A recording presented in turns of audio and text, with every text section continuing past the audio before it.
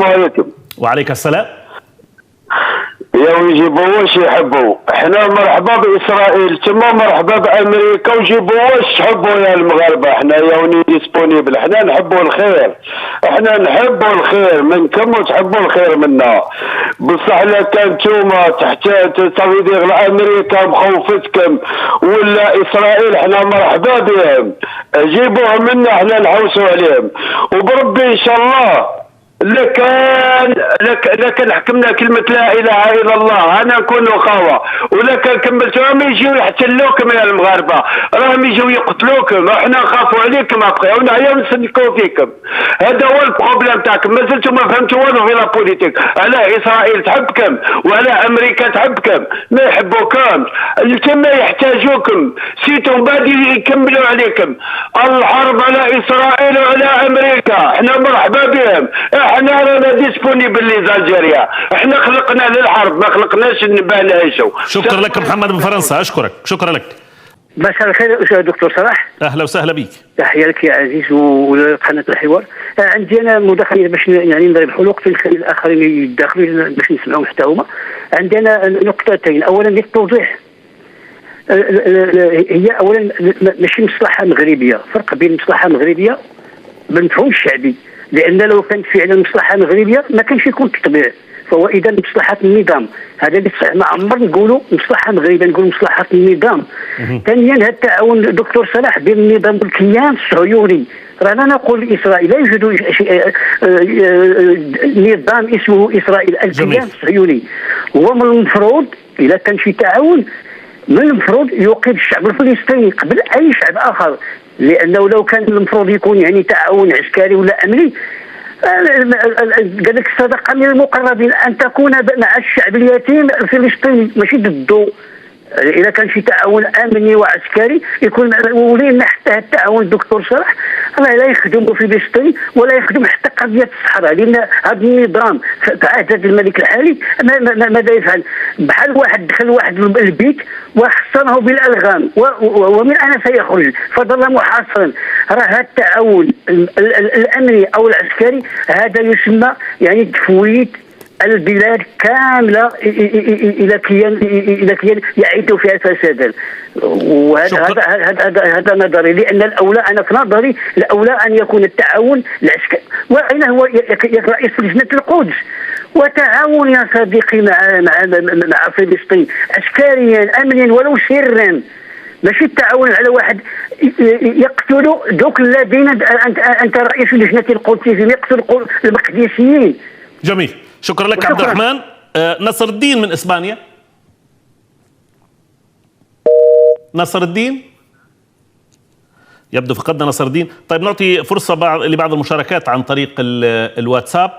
صوفيا الحسيني تقول: يبدو أن المستعمر القديم فرنسا لم يعد يستطيع لوحده إثارة الفتن والبلابل بين المغرب والجزائر، فيستعين الآن بأمريكا ومعها السرطان الذي تعاني منه فلسطين منذ عقود، والمسمى تقول بدولة الاحتلال، لتبث سمومها أيضا في المغرب العربي. عبد العظيم من الأردن يقول: أرى أن الملك المغربي موظف لدى المؤسسة الصهيونية، وجهة نظري بالطبع، كما هم زعماء العرب، فكلهم لا يخالف أوامر إسرائيل وأمريكا خوفا على عروشهم. أم هيثم تقول: لو تقرر المغرب استعادة سبتة ومليليا فلن تقف معها أمريكا ولا دولة الاحتلال ولا حتى فرنسا. نقطة وجيهة جدا، لأن هذه الدول أو هذه الكيانات معها الكيان المحتل طبعا لا يتوقع أن يقفوا ضد إسبانيا في هكذا حرب، وسوف يقف ضدها، وقد لا تجد إلا شقيقتها الجزائر تقف معها وتساعدها على ذلك، تقول أم هيثم. طيب نصر الدين مرة أخرى من إسبانيا، تفضل. الو صالح، واش راك؟ يا هلا بك. الو تفضل. واش راك لاباس بيا؟ صافا الحمد لله. صالح، هذه تاع المروك يجيبوا اسرائيل حتى لي فرونتيير، يجيبوهم هما عم بالهم خلاص، هي اسرائيل هي تسلكهم، هي ما تسلكهمش والله ما تسلكهم. وعلى بالك غلطه كبيره غلطه كبيره كي جابوهم، هما حبوا يشعلوها، حبوا ينوضوها، وذوك كما المغاربه المغاربه هم عارفين العقليه تاع الجزائريين، هم عارفينهم بالبيان، وما ينجموش والله العظيم ما ينجمونهم، هذوك ينجمهم غير ربي سبحانه. هذه باش نقولها لك. ونهار يخلطوا فيهم، يخلطوا في الجزائر والله العظيم كما قال بتبون، قال لهم كي تنوض والله ما تحبس، والله ما تحبس، والله ما تحبس. طيب لكن نصر الدين نأمل شوف سمعتك تفضل. هذا لا أنا أقول يعني نأمل ألا تحصل مثل هذه المواجهة، ولكن نتساءل على بالك. شوف يا صالح، أنت المغاربة تعرفهم خير مني، تعرفهم خير منا كاع. شوف احنا مع تونس، مع ليبيا، مع جيراننا كاع لاباس بهم، كاع لاباس بينا، غير مع المروك ما يجيبوش السباب بالصحراء، هذيك الصحراء والبوليساريو. يا اخي الشعب تاع الجزائر والله ما على بالو بالصحراء، ما على بالو بوالو هكذا. هما غير المشكل غير مع المروك.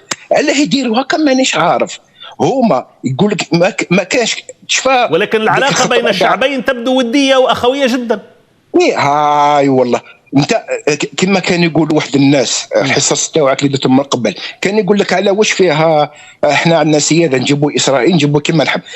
نعطيك مثال باك صالح، انت ساكن في عماره، هكذا ساكن في عماره، ويجي واحد يكري دار العدو تاعك، شو جارك الباب في الباب، تقبلها انت؟ ما تقبلهاش انت. كيما ديك خطره قاعد تقول الامارات طبعت، مصر طبعت، الاردن طبعت، علاه الجزائر علاه هذيك تعامل معاهم هاك، والمروك شو زعفت منها. دعني اختم معك نصر الدين، دعني اختم معك. انت تقبلها انت يا لا واضحه الفكره نصر الدين. دعني اختم معك. ما نتفاهموش. لا اسمح لي فقط اختم معك بسؤال.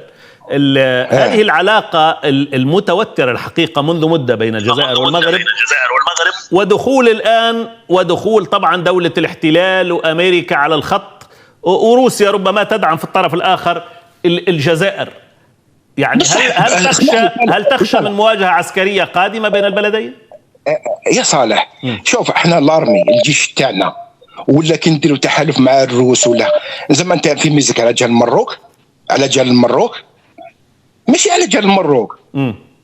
هادو اللي يتشدوا للمروك، اللي يتشدوا لها، فهمت قصدي واش حبيت نقول لك؟ هادو شغل الجزائر على تسلح ولازم يكون عندنا جيش قوي وكذا، ماشي على جال المروك احنا ماناش حاسبينها، والله العظيم ما حاسبينها. مال على جال مين؟ بالله يسعد، على جال هادو راهم يتشدوا لها، يتشدوا لها كيما نقولوا اسرائيل. هادو زعما شغل كيما نقولوا حنايا حبوا يضربوا الجزائر، حبت تجيب اسرائيل. مي هما راهم والله العظيم يا صلاح غير غالطين، قسما بالله غير غالطين. اشكرك نصر الدين، وصلت الفكره. نصر الدين من اسبانيا. منير من الجزائر. الو السلام عليكم. وعليك السلام.